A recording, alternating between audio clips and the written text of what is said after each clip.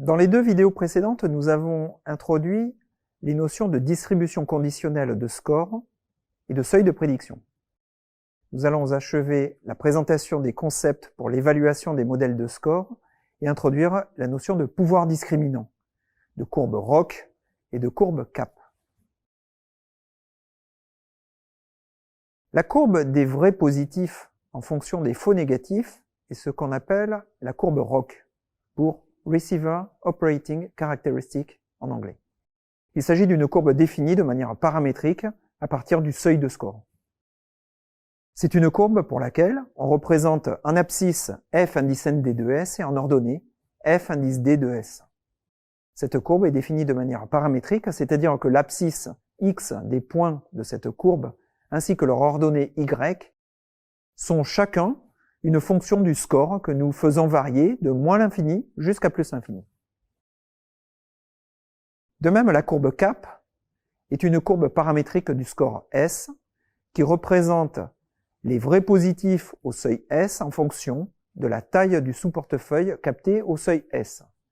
Il s'agit donc d'une courbe qui représente en abscisse f de S et en ordonnée fd de S, c'est-à-dire la probabilité cumulée conditionnelle du score sachant le défaut.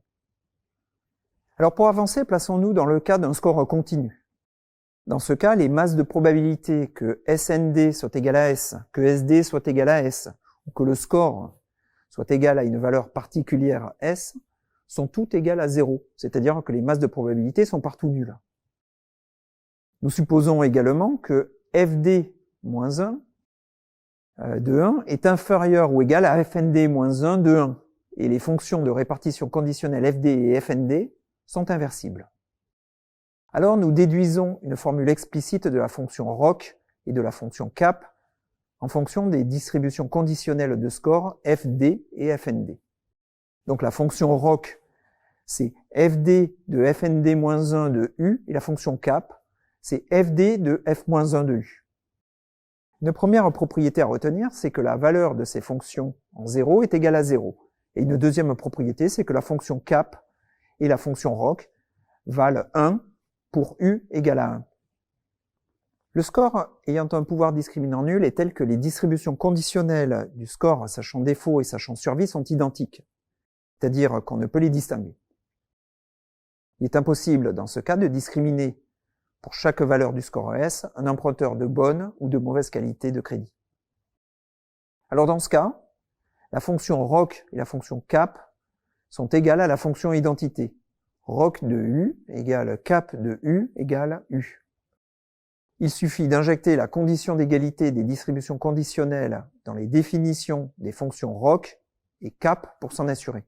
En effet, en prenant FD de S égale à FND de S, nous obtenons immédiatement que ROC de U est égal à U. Pour la fonction CAP, il faut remarquer que FD de S est égal à FND de S pour tout S. Pour un score parfait, il existe une valeur du score S0 qui sépare les supports des fonctions de répartition conditionnelle de défaut et de survie. C'est-à-dire que FD de S0 vaut 1 et FND de S0 vaut encore 0. Dans ce cas, la fonction ROC vaut 0 pour U égale à 0 et 1 partout ailleurs, pour tout U dans l'intervalle 0 ouvert 1.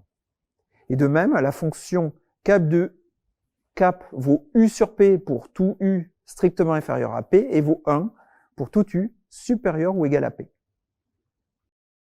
Alors nous introduisons deux indicateurs de performance du modèle de score. Le premier, c'est l'AUC, Area Under the Curve. C'est l'aire interceptée par la courbe ROC, c'est-à-dire l'intégrale de la courbe ROC prise entre 0 et 1, plus le modèle de score est performant, et plus l'aire interceptée par la courbe ROC va être élevée.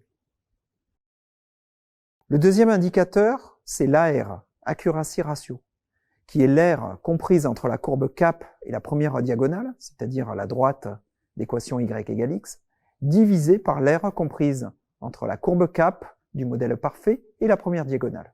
C'est donc bien la formule donnée ici, intégrale de CAP de U moins U du, entre 0 et 1, divisée par 1 moins P sur 2, l'aire interceptée par la courbe CAP du modèle parfait, moins 1,5, l'aire interceptée par la première diagonale. On montre aisément qu'il y a une relation linéaire entre ces deux indicateurs, AR égale 2AUC-1. Je vous laisse en exercice montrer que pour un modèle aléatoire, l'AUC vaut 1,5 et l'AR vaut 0, alors que pour un modèle parfait, l'AUC et l'AR sont tous les deux égaux à 1. Alors pour la démonstration de la relation AR égale 2AUC-1, voici les grandes lignes de la démonstration que je vous laisse en exercice. L'idée est de remplacer les expressions des fonctions ROC et CAP par les formulations en termes des fonctions de distribution conditionnelle FD et FND. En partant de la définition de l'accuracy ratio et en faisant cette substitution, quelques lignes de calcul suffisent pour obtenir la relation désirée. Lorsque les scores sont normalement distribués, la fonction ROC est une fonction simple des paramètres mu-d, mu-nd, sigma-d et sigma-nd et fait intervenir la fonction de répartition n de la loi normale. Et nous avons alors une forme analytique explicite pour la fonction ROC. De même, nous avons une forme analytique pour la valeur de l'AUC, qui est l'air sous cette courbe ROC, et avec les paramètres que nous avons donnés dans une vidéo précédente, eh bien nous calculons que l'AUC dans ce cas-là vaut 89,4%.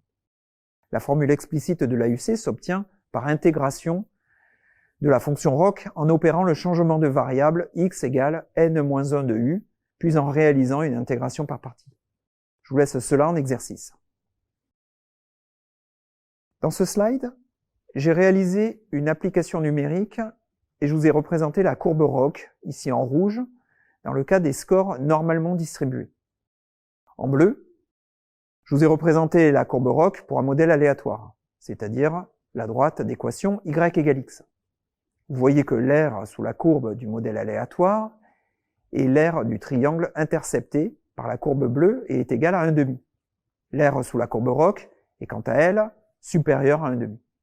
Plus l'AUC est élevé et tend vers 1, et plus le pouvoir discriminant du score est élevé. De même, nous avons une formule analytique pour la fonction CAP en fonction des paramètres du problème. La fonction CAP est une fonction de la fonction de répartition des scores f.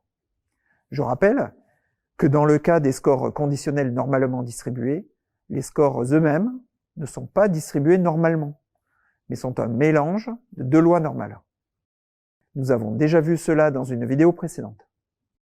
L'accuracy ratio, l'AR, se calcule de manière explicite, et il est donné par cette formule que je vous invite à retrouver aussi en exercice. Comme pour l'AUC, le calcul de l'AR se fait en faisant le changement de variable x égale f-1 de u, puis en intégrant par partie. Je vous invite également à en calculer la valeur numérique pour les valeurs des paramètres que nous avons donnés, ce qui donne une valeur de l'AR à 78%. Je vous invite aussi à vérifier que l'accuracy ratio, dans ce cas-là, est bien égal à 2 fois l'AUC moins 1. Passons aux représentations graphiques. Pour le modèle parfait, la courbe CAP est linéaire jusqu'à u égale 30%. Et elle atteint, pour cette valeur, u égale 30%, le niveau de 100%, car tous les défauts sont observés à ce seuil dans le modèle parfait. La courbe CAP est plate ensuite. Nous avons représenté cette courbe en noir dans le graphique. Pour le modèle aléatoire, la courbe CAP, à l'instar de la courbe ROC, est la droite d'équation y égale x représentée en bleu.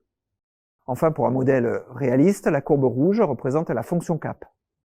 L'accuracy ratio se déduit de l'aire interceptée par la courbe rouge au-dessus du modèle aléatoire. Vous voyez donc que plus l'accuracy ratio est élevée, et plus la courbe CAP se rapproche de la courbe CAP du modèle parfait. Donc l'accuracy ratio, c'est l'aire interceptée ici, divisée par l'aire totale sous la courbe du modèle parfait. Alors, résumons-nous. Les courbes ROC et CAP contiennent l'information détaillée de la performance d'un modèle de score. Les indicateurs d'AUC et d'accuracy ratio sont des indicateurs agrégés de la performance d'un modèle de score. Plus ces indicateurs sont élevés, et plus le modèle de score est discriminant. Ces deux indicateurs sont reliés entre eux par la formule AR égale 2AUC moins 1. Je vous ai enfin fourni ici une liste de références que je vous invite à lire.